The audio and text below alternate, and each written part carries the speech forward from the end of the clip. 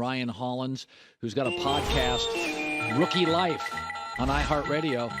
So, listen, KD, Booker, and Beal are perimeter players, okay? And you could argue it's not a perfect fit. But, man, smart guys. They don't need the ball all the time in their hands. They're all willing defenders. Feels like they'll kind of figure out how to make it work, right? I do. I believe they'll figure it out. Obviously, the biggest questions, like you just admitted, are what? Chemistry. You know, getting the right pieces to fill in, seeing how they'll work together. I play with Bradley Beal. Here's the thing about Brad that he never got credit for is his ability to play make and play off of the basketball. When John was there, John was so good with the ball in his hands that we needed John to be dominant. He loves the pass. He could play make. He was one of the league's best point guards. But Brad, when John would go out the game, took over with the ball in his hands. So I think you're going to get a chance to see Bradley Beal's playmaking. Hey, Colin, here's the reality with the new NBA. You're likely not going to see these three guys play together a bulk of time this season. Right. So you're going to need Bradley Beal to carry the load in a lot of situations. Yeah. So Ayton's an interesting player. First of all, he's a big that runs well. He's not an elite offensive player, nor an elite defensive player, so we don't consider him a top six big. But he's got value. He's athletic. Vogel tends to make bigs better. My guess is I think I would move him if I could to get two pieces, fortify the bench, get another maybe less talented big. You don't need scoring from that position at all now. What is your guess? What do you make of Ayton as a player? What could he fetch? What do you think they do? First off, Deandre Ayton is an immense talent. Okay, he can run, he can jump, he's got great touch around the rim, but unfortunately, the center position, the way that he plays it, is not winning you a championship. You know, Jokic he's an outlier. Okay, he could pass, he could dribble, he could do all that. We're still trying to figure out what he is. So ultimately, at the end of the day, I do agree that they're looking to move Deandre Ayton. I have not heard that from any of our sources, just only what we've seen put out. And they do need to bolster, and they can get a rim protector, someone of a cheaper value to come in and protect the rim run, do an assortment of things that Ayton did. Because at the end of the day, for that value, you would rather take, two or three mid-level guys who can bring toughness and perimeter shooting and veteran leadership. Because at the end of the day, when you make a move like that and you're the Phoenix Suns, you have to win a championship. You've got to compete for a championship. And if you're looking at it, unfortunately, we got a lot of respect for the Nuggets. But if you want to come out of the West, the time is now. There are no juggernauts in the entire NBA. The time to come out the West, the time to win a championship is now. And that's why you see Phoenix making these aggressive moves. So a couple of non-Phoenix questions. I loved Zion Williamson out of college.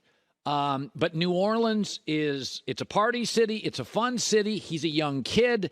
And I've seen this with Ja. We ask a lot of our stars and Instagram and the women and the fame and Zion feels like in New Orleans, Ryan, he may need a reboot.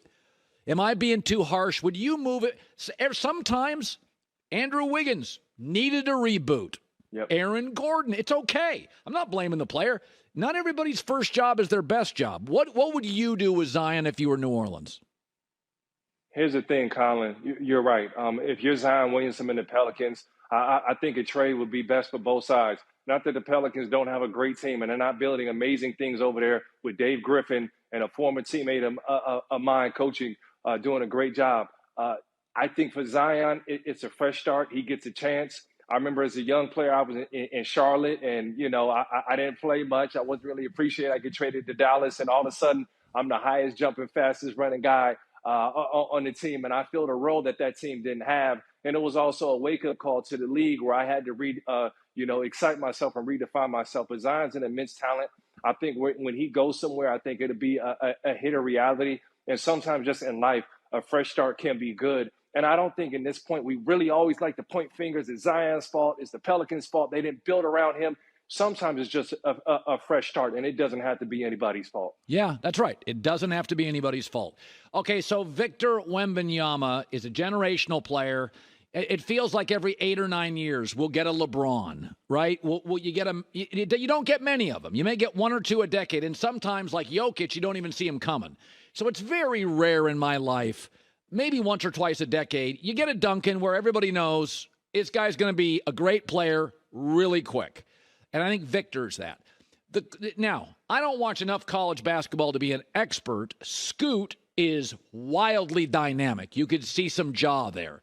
The kid from Alabama, 6'9", runs the floor. He's going to be a nice NBA player. Then there's some guys that have holes in their game. If you were drafting second, who would you take Thursday, Ryan, and why would you draft them? Man, with all due respect, there's no question that would be Scoot. He has the potential to be a generational talent.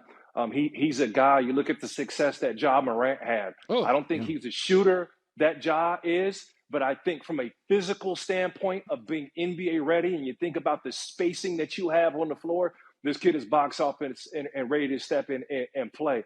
I got a chance to talk to a couple people that work with him with that Ignite and behind the scenes, and he's a gym rat. He loves the game. He comes from a basketball family, so a lot of the off-the-court issues or is he motivated? Is he ready to play?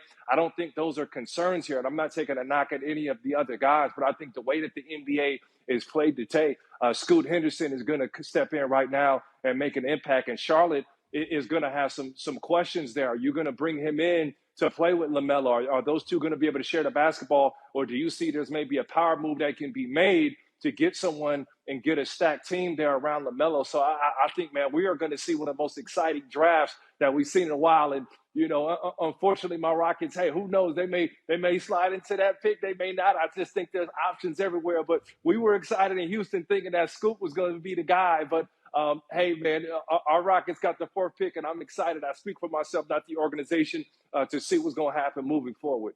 Yeah, I mean, there's certain guys you see in the draft, and the eyes don't lie. Wembanyama is going to score 20-plus as a rookie. He's just going to get shots. Scoot is going to fly past. I think you put it with spacing today and no hand check, nobody's going to stay in front of Scoot Henderson. Nobody's going to stay in front of that guy. That guy is lightning. My only concern with these young guards, Derrick Rose and Ja Morant, without a hand check, Ryan, there's no way to stay in front of them, and they often finish at the rim against the big trees. So I saw a story a week ago where Scoot was hanging out with Steph Curry, and I thought to myself, that is the perfect guy to hang out with, because I think my concern always with Derrick Rose or John Wall is if you don't have a great shot and you can get past everybody, then you will. And I think Scoot has to develop a jumper. Otherwise, it's going to be – that's my takeaway on him. You can see how fast he is. Nobody's going to stay in front of that kid. There's absolutely no way. That's how I see it. How do you see it?